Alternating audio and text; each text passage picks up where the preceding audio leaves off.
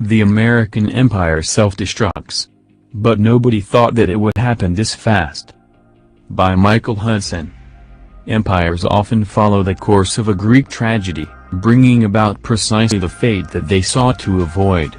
That certainly is the case with the American empire as it dismantles itself in not-so-slow motion. The basic assumption of economic and diplomatic forecasting is that every country will act in its own self-interest. Such reasoning is of no help in today's world.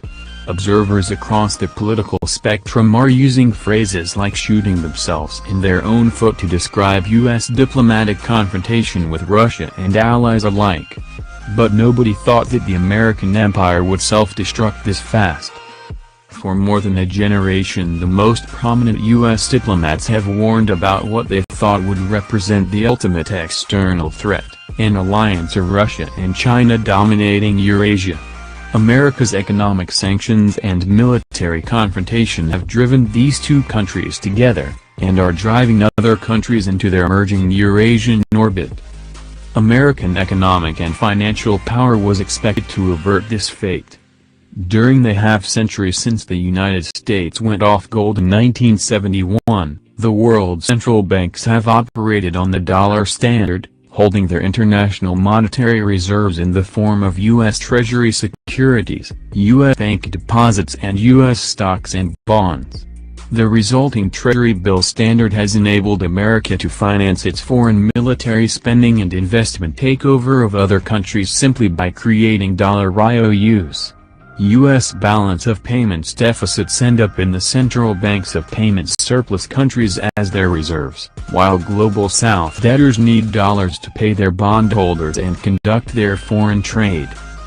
This monetary privilege, dollar seigniorage, has enabled U.S. diplomacy to impose neoliberal policies on the rest of the world, without having to use much military force of its own except to grab Near Eastern oil. The recent escalation of U.S. sanctions blocking Europe, Asia and other countries from trade and investment with Russia, Iran and China has imposed enormous opportunity costs, the cost of lost opportunities, on U.S. allies. And the recent confiscation of the gold and foreign reserves of Venezuela, Afghanistan and now Russia, along with the target grabbing of bank accounts of wealthy foreigners, hoping to win their hearts and minds, enticed by the hope for the return of their sequestered accounts, has ended the idea that dollar holdings, or now also assets in sterling and euro NATO satellites of the dollar, are a safe investment haven when world economic conditions become shaky. So I am somewhat chagrined as I watch the speed at which this U.S.-centered financialized system has de-dollarized over the span of just a year or two. The basic theme of my super-imperialism has been how, for the past 50 years, the U.S. Treasury bill standard has channeled foreign savings to U.S. financial markets and banks, giving dollar diplomacy a free ride. I thought that dollarization would be led by China and Russia moving to take control of their economies to avoid the kind of financial polarization that is imposing austerity on the United States. 2. But U.S. officials are forcing Russia, China and other nations not locked into the U.S. orbit to see the writing on the wall and overcome whatever hesitancy they had to de-dollarize.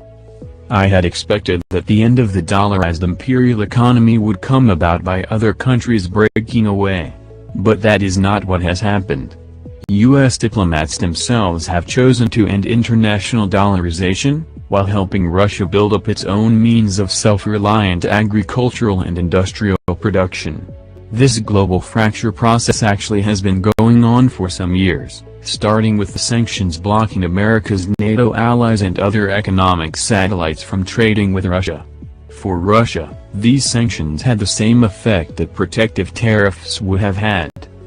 Russia had remained too enthralled by free market neoliberal ideology to take steps to protect its own agriculture and industry. The United States provided the help that was needed by imposing domestic self-reliance on Russia. When the Baltic states obeyed American sanctions and lost the Russian market for their cheese and other farm products, Russia quickly created its own cheese and dairy sector, while becoming the world's leading grain exporter. Russia is discovering, or is on the verge of discovering, that it does not need US dollars as backing for the ruble's exchange rate. Its central bank can create the rubles needed to pay domestic wages and finance capital formation. The U.S. confiscations of its dollar and euro reserves may finally lead Russia to end its adherence to neoliberal monetary philosophy, as Sergei Glaziev has long been advocating, in favor of modern monetary theory, MMT. The same dynamic of undercutting ostensible U.S. aims has occurred with U.S. sanctions against the lead Russian billionaires. The neoliberal shock therapy and privatizations of the 1990s left Russian kleptocrats with only one way to cash out on the assets they had grabbed from the public domain. That was to incorporate their takings and sell their shares in London and New York. Domestic savings had been wiped out, and U.S. advisors persuaded Russia's central bank not to create its own ruble money. The result was that Russia's national oil, gas and mineral patrimony was not used to finance a rationalization of Russian industry and housing. Instead of the revenue from privatization being invested to create new Russian means of protection, it was burned up on nouveau riche acquisitions of luxury British real estate, yachts and other global flight capital assets. But the effect of sanctions making the dollar, sterling and euro holdings of Russian billionaires hostage has been to make the City of London too risky a venue in which to hold their assets, and for the wealthy of any other nation potentially subject to U.S. sanctions. By imposing sanctions on the richest Russians closest to Putin, U.S. officials hoped to induce them to oppose his breakaway from the West, and thus to serve effectively as NATO agents of influence. But for Russian billionaires, their own country is starting to look safest. For many decades now, the U.S. Federal Reserve and Treasury have fought against gold recovering its role in international reserves. But how will India and Saudi Arabia view their dollar holdings as Biden and Blinken try to strong-arm them into following the U.S. rules-based order instead of their own national self-interest? The recent U.S. dictates have left little alternative but to start protecting their own political autonomy by converting dollar and euro holdings into gold as an asset free from political liability of being held hostage to the increasingly costly and disruptive U.S. demands. U.S. diplomacy has rubbed Europe's nose in its abject subservience by telling its governments to have their companies dump their Russian assets for pennies on the dollar after Russia's foreign reserves were blocked and the ruble's exchange rate plunged. Blackstone, Goldman Sachs and other U.S. investors moved quickly to buy up what Shell Oil and other foreign companies were unloading. Nobody thought that the post-war 1945 to 2020 world order would give way this fast. A truly new international economic order is emerging, although it is not yet clear just what form it will take. But the confrontations resulting from prodding the bear with the U.S. NATO aggression against Russia has passed critical mass level. It no longer is just about Ukraine. That is merely the trigger, a catalyst for driving much of the world away from the US/NATO orbit. The next showdown may come within Europe itself as nationalist politicians seek to lead a breakaway from the overreaching US power grab over its European and other allies to keep them dependent on US-based trade and investment. The price of their continuing obedience is to impose cost inflation on their industry while subordinating their democratic electoral politics to America's NATO proconsuls. These consequences cannot really be deemed unintended. Too many observers have pointed out exactly what would happen, headed by President Putin and Foreign Minister Lavrov explaining just what their response would be if NATO insisted on backing them into a corner while attacking eastern Ukrainian Russian speakers and moving heavy weaponry to Russia's western border. The consequences were anticipated. The neocons in control of U.S. foreign policy simply didn't care. Recognizing Russian concerns was deemed to make one a Putin verster. European officials did not feel uncomfortable in telling the world about their worries that Donald Trump was crazy and upsetting the apple cart of international diplomacy. but they seem to have been blindsided by the Biden administration's resurgence of visceral Russia hatred via Secretary of State Blinken and Victoria Nuland Kagan. Trump's mode of expression and mannerisms may have been uncouth, but America's neocon gang have much more globally threatening confrontation obsessions. For them, it was a question of whose reality would emerge victorious, the reality that they believed they could make, or economic reality outside of U.S. control. What foreign countries have not done for themselves to replace the IMF, World Bank and other strong arms of U.S. diplomacy, American politicians are forcing them to do.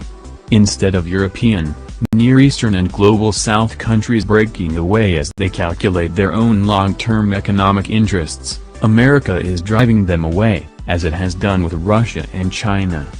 More politicians are seeking voter support by asking whether their countries would be better served by new monetary arrangements to replace dollarized trade, investment and even foreign debt service. The energy and food price squeeze is hitting Global South countries especially hard, coinciding with their own COVID-19 problems and the looming dollarized debt service coming due. Something must give.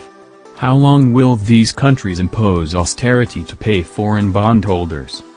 How will the US and European economies cope in the face of their sanctions against imports of Russian gas and oil, cobalt, aluminum, palladium and other basic materials?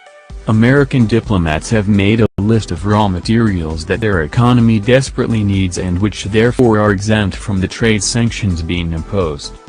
This provides Mr. Putin a handy list of U.S. pressure points to use in reshaping world diplomacy and helping European and other countries break away from the Iron Curtain that America has imposed to lock its satellites into dependence on high-priced U.S. supplies. The Biden inflation.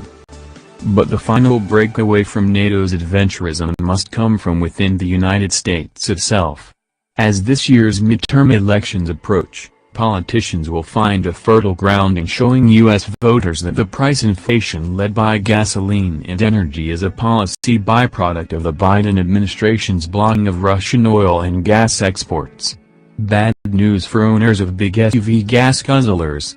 Gas is needed not only for heating and energy production, but to make fertilizer, of which there already is a world shortage. This situation is exacerbated by blocking Russian and Ukrainian grain exports to the United States and Europe, causing food prices already to soar. There already is a striking disconnect between the financial sector's view of reality and that promoted in the mainstream NATO media. Europe's stock markets plunged at their opening on Monday, March 7, while Brent oil soared to $130 a barrel. The BBC's Morning Today news broadcast featured Conservative MP Alan Duncan, an oil trader, warning that the near doubling of prices in natural gas futures threatened to bankrupt companies committed to supplying gas to Europe at the old rates. But returning to the military 2 minutes of hate news, the BBC kept applauding the brave Ukrainian fighters and NATO politicians urging more military support. In New York, the Dow Jones Industrial Average plunged 650 points, and gold soared to over $2,000 an ounce, reflecting the financial sector's view of how the U.S. game is likely to play out. Nickel prices rose by even more, 40%. Trying to force Russia to respond militarily and thereby look bad to the rest of the world is turning out to be a stunt aimed simply at ensuring Europe contribute more to NATO, buy more U.S. military hardware and lock itself deeper into trade and monetary dependence on the United States. The instability that this has caused is turning out to have the effect of making the United States look as threatening as Russia is claimed to be by the NATO West.